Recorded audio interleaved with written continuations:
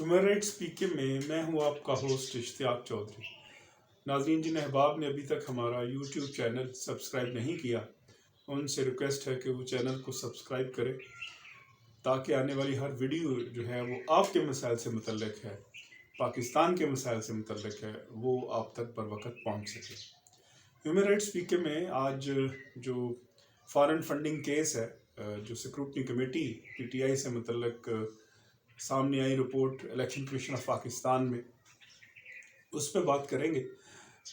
Foreign funding की जो report है सिक्योरिटी कमेटी की, वो अगर आप हुकूमत का मौक़िफ़ सुने तो वो ये कहते नज़र आते हैं कि हम तो साफ शफाफ हैं, किसी भी तरह का कोई झोल नहीं है और हमें किसी भी तरह हम बरी हो गए हैं एक तरह से।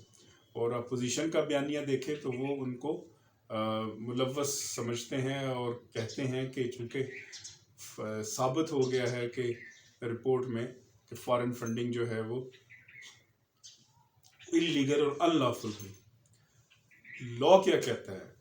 आपने दोनों तरफ से जो मौक़िफ़ सुना वो सुना कि जो सियासी मौक़िफ़ है, लेकिन लॉ क्या कहता है, आइन क्या कहता है। आईन पाकिस्तान की बात करें तो 218 से लेकर जो 222 तक जो है वो उसके नीचे ये इलेक्शन एक्ट 2017 जो बना और इलेक्शन एक्ट 2017 है, ये बुनियादी तौर पर डील करता है और इसके 4 सेक्शन बहुत इम्पॉर्टेंट हैं। एक सेक्शन है 204 जो कि मेंबरशिप फ़ीस से मुतल्लिक बात करता है। फिर दूसरा सेक्शन जो है वो 209 है और 210 है और इसी तरह 215 है। तो हम 1 बाई 1 इसको देखते हैं।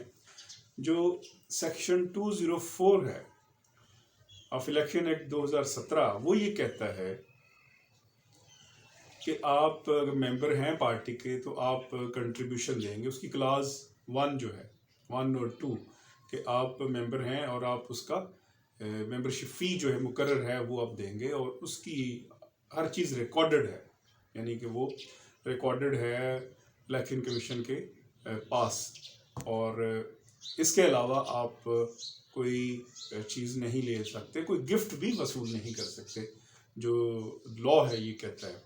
उसका मतलब हुआ कि कोई भी ऐसा पैसा वो अगर एक पार्टी मेंबर नहीं है और उसने उससे हट के दिया, बल्कि लॉ तो ये तक कहता है कि अगर आपने पेट्रोल भी डलवाया किसी से और किसी से कोई सहूलत भी ली, कोई गाड़ी भी ली, कोई ऐसी फैसिलिटी एंजॉय की आपने, तो उसका भी हिसाब देना पड़ेगा।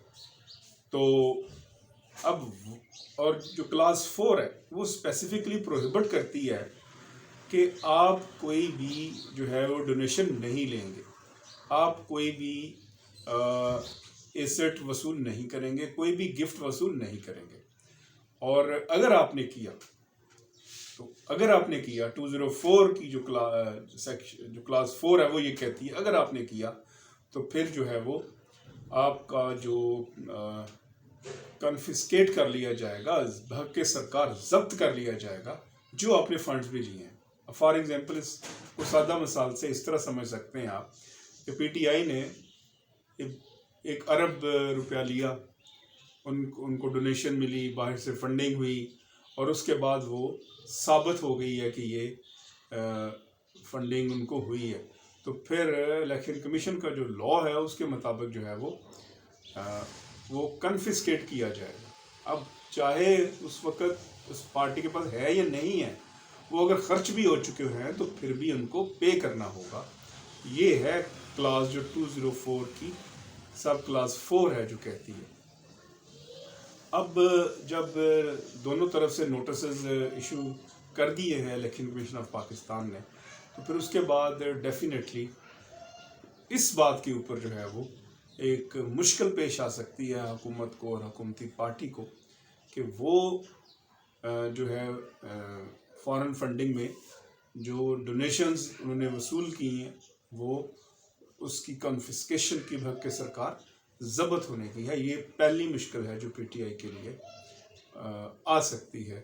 इसके बाद जो दूसरी मुश्किल है वो ये है कि अब जो सेक्शन 215 है, 215 जो है وہ یہ کہتا ہے کہ اگر آپ نے کوئی وائلیشن کی ہے، یعنی کہ 209 جو ہے اس سے پہلے 209 جو ہے وہ کہتا ہے کہ آپ سورس بتائیں گے فنڈنگ کا.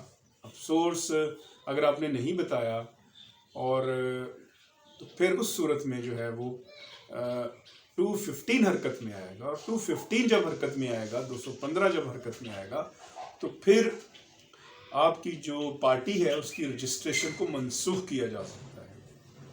اس کا مطلب یہ ہوا کہ فارن فنڈنگ میں پہلی مشکل یہ پیش آ سکتی ہے کہ آپ فارغ ہو گئے اور آپ نے وہ ثابت نہیں کر سکے کہ آپ کیونکہ ڈونیشن نہیں لے سکتے تھے، یہ کوئی کارکنان کی کوئی فیس نہیں تھی جو انہوں نے ممبرشپ فی تھی جو جمع کروائی تھی، اور اس بنیاد کے اوپر جو ہے وہ پھر وائلیشن ہو گئی.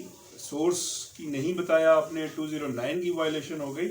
تو جب اس وائلیشن ہوئی تو پھر آپ 215 میں جا کے پھر آپ کی رجسٹریشن کو منسوخ کیا جا سکتا ہے. رجسٹریشن کو جو منسوخ کرنے کا مطلب یہ ہوا کہ آپ کی جو پاکستان تحریک انصاف ہے وہ پھر رجسٹریشن منسوخ ہو گئی تو وہ پھر ان رجسٹرڈ پارٹی ہو گئی. جب ان رجسٹرڈ پارٹی ہو گئی تو وہ پارٹی تو ہے لیکن وہ رجسٹرڈ نہیں ہے. اب وہ رجسٹرڈ نہیں ہے تو اس کا مطلب یہ ہے کہ آپ الیکشن میں حصہ ہی نہیں لے سکتے.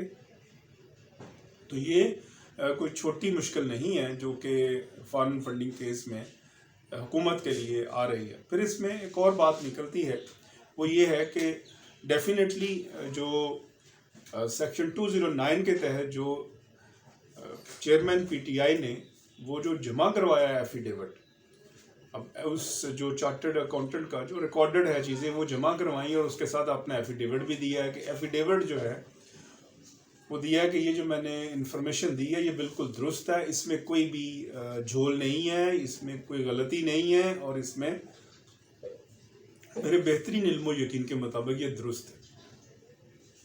اس کا مطلب یہ ہوا کہ جو ایفیڈیوٹ ہے، ایفیڈیوٹ آپ کا غلط ہو گیا. اب جب آپ کا ایفیڈیوٹ غلط ہو گیا تو پھر تو یہ ڈسکوالیفیکیشن کے زمرے میں چلا جاتی ہے بات. اب آپ کو یاد ہوگا کہ جو نواز شریف کا جو جس کی بنیاد کے اوپر ڈسکوالیفیکیشن ہوئی ہے، وہ ڈسکوالیفیکیشن کی جو بنیاد ہے وہ ایک غلط ایفیڈیوٹ تھا کہ جو انہوں نے دیا غلط تھا اور اس کا سورس نہیں بتایا تھا، جو اقامہ تھا جو دبئی کا، اور اس کی بنیاد کے اوپر ان کو ڈسکوالیفائی ہو گئے. تو 215 میں اگر وہ ایفیڈیوٹ ان کا غلط ہو جاتا ہے تو پھر ان کے اوپر بھی ایک نیا کیس، انلیس کے جو اپوزیشن ہے کوئی نیا کیس لے کے آتی ہے اور اس نئے کیس کے نتیجے میں عمران خان کے خلاف جو ہے وہ ڈسکوالیفیکیشن کا ریفرنس سامنے آتا ہے تو پھر جو ہے وہ ایک مشکل پیش آ سکتی ہے عمران خان صاحب کے لیے بھی. تو یہ چند چیدہ باتیں تھیں جو کہ فارن فنڈنگ کیس کے حوالے سے جو حکومتی عہدیدار جو اس کو بہت لائٹ لے رہے ہیں ان کو فکر کرنا چاہیے. یہ لائٹ نہیں ہے. آپ پہلے ہی ارکان کو بھی ناراض کر چکے ہیں. اعظم سواتی اور فواد چودھری کا کردار ہمارے سامنے رہا ہے کہ کس طرح الیکشن کمیشن کے ممبران کے اوپر وہ برسے ہیں. لہذا اب وہ جو ہے وہ اگر امپارشلی کوئی وہ اپنا پروسیڈنگ کرتے ہیں اور اس صورت میں پروسیڈنگ جو ہے وہ آگے چلتی ہیں، جو پروسیڈنگ آگے چلیں گی صورتحال واضح ہوگی اور ان پروین کی روشنی میں ایک بڑی پرابلم آ سکتی ہے اور حکومت بھی تبدیل ہو سکتی ہے. وہ کیسے؟ وہ اس طرح کہ جب پارٹی رجسٹر نہیں رہے گی تو اس کا مطلب یہ ہوا کہ جتنے ممبران ہیں پارٹی کے وہ انڈیپینڈنٹ ہو جائیں گے، اور جب وہ انڈیپینڈنٹ ہو جائیں گے تو پھر وہ کسی کے بھی اختیار میں نہیں ہے.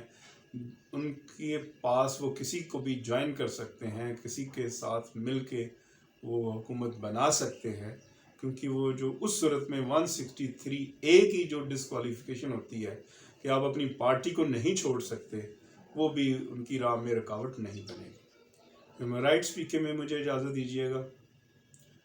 ہیومن رائٹس میں آج تک کے لیے اتنا، پھر انشاءاللہ العزیز اگلے پروگرام کے ساتھ حاضر ہوں گے۔ السلام۔